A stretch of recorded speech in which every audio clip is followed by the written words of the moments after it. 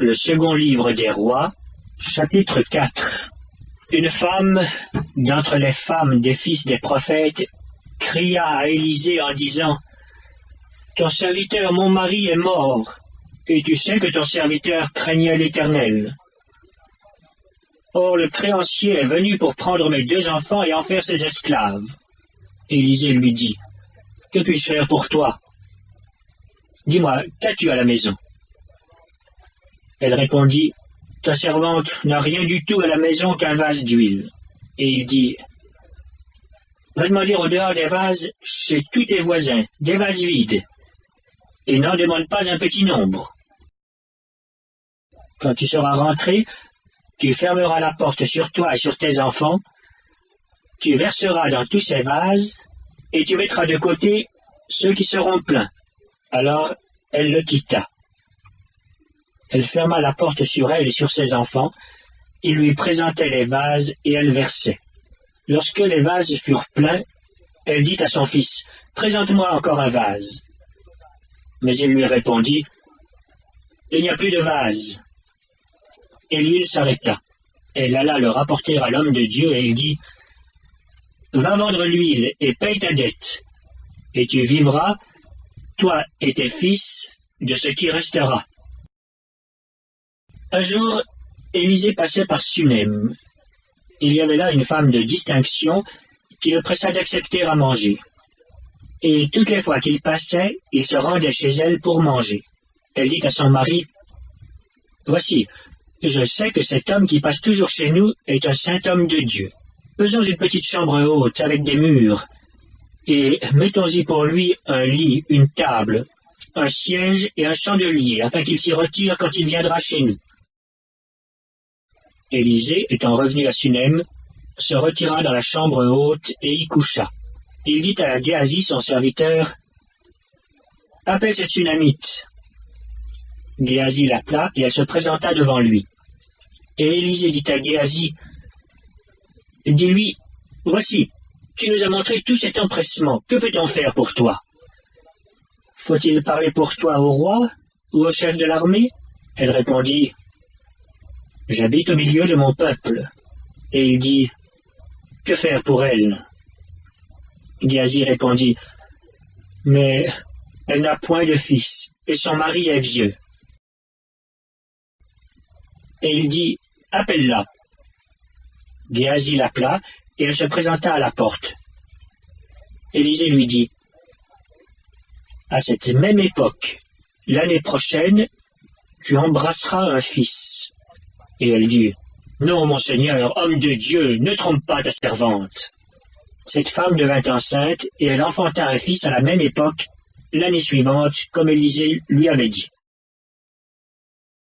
Le second livre des rois, chapitre 4. L'enfant grandit. Et un jour qu'il était allé trouver son père vers les moissonneurs, il dit à son père, « Ma tête, ma tête !»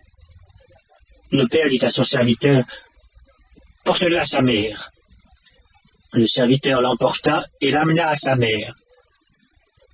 Et l'enfant resta sur les genoux de sa mère jusqu'à midi, puis il mourut. Elle monta, le coucha sur le lit de l'homme de Dieu, ferma la porte sur lui et sortit. Elle appela son mari et dit, « Envoie-moi, je te prie, un des serviteurs et une des ânesses. Je veux aller à hâte vers l'homme de Dieu, je reviendrai. » Et il dit, « Pourquoi veux-tu aller aujourd'hui vers lui? Ce n'est ni nouvelle lune, ni sabbat. » Elle répondit, « Tout va bien. » Puis elle fit sceller l'ânesse et dit à son serviteur, « Mène et pars. Ne m'arrête pas en route sans que je te le dise. » Elle partit donc et se rendit vers l'homme de Dieu sur la montagne du Carmel. L'homme de Dieu, l'ayant aperçu de loin, dit à Géasi son serviteur, « Voici cette Sunamite. Maintenant, cours donc à sa rencontre et dis-lui, « Te portes-tu bien? Ton mari et ton enfant se portent-ils bien? » Elle répondit, « Bien. » Et dès qu'elle fut arrivée auprès de l'homme de Dieu sur la montagne, elle embrassa ses pieds. Géasi s'approcha pour la repousser. Mais l'homme de Dieu dit, Laisse-la, car son âme est dans l'amertume.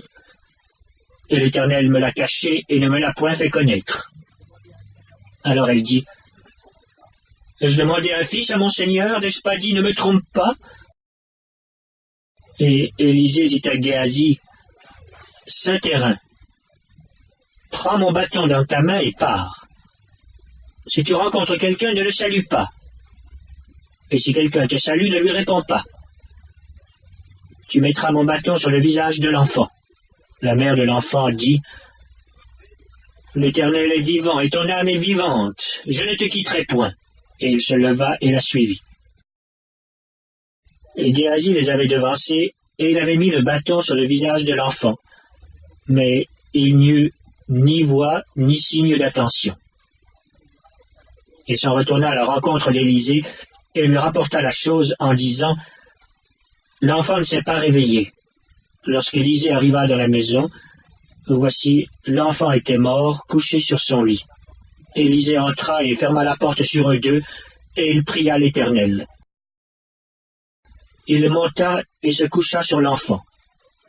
Il mit sa bouche sur sa bouche, ses yeux sur ses yeux, ses mains sur ses mains, et il s'étendit sur lui.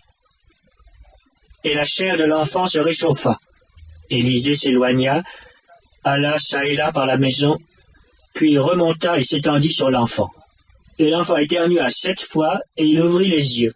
Élisée appela Géasi et dit, appelle cette Sunamite.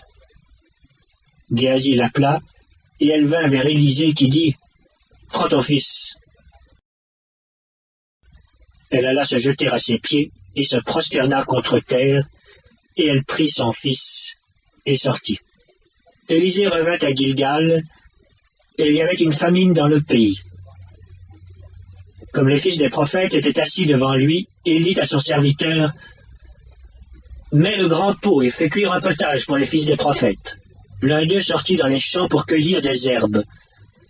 Il trouva de la vigne sauvage, et il y cueillit des colocanes sauvages, plein son vêtement. Quand il rentra, il les coupa en morceaux dans le pot où était le potage, car on ne les connaissait pas. On servit à manger à ces hommes, mais dès qu'ils eurent mangé du potage, ils s'écrièrent, « La mort est dans le pot, homme de Dieu !» Et ils ne purent manger. Élisée dit, « Prenez de la farine. » Il en jeta dans le pot et dit, « Sers à ces gens et qu'ils mangent. » Et il n'y avait plus rien de mauvais dans le pot. Un homme arriva de Baal-Shalisha. Il apporta du pain des prémices à l'homme de Dieu, 20 pains d'orge et des épis nouveaux dans son sac. Élisée dit, « Donne à ces gens et qu'ils mangent. » Son serviteur répondit, « Comment pourrais-je en donner à 100 personnes ?» Mais Élisée dit, « Donne à ces gens et qu'ils mangent, car ainsi parle l'Éternel. On mangera et on en aura de reste. » Il mit alors les pains devant eux, et ils mangèrent et en eurent de reste selon la parole de l'Éternel.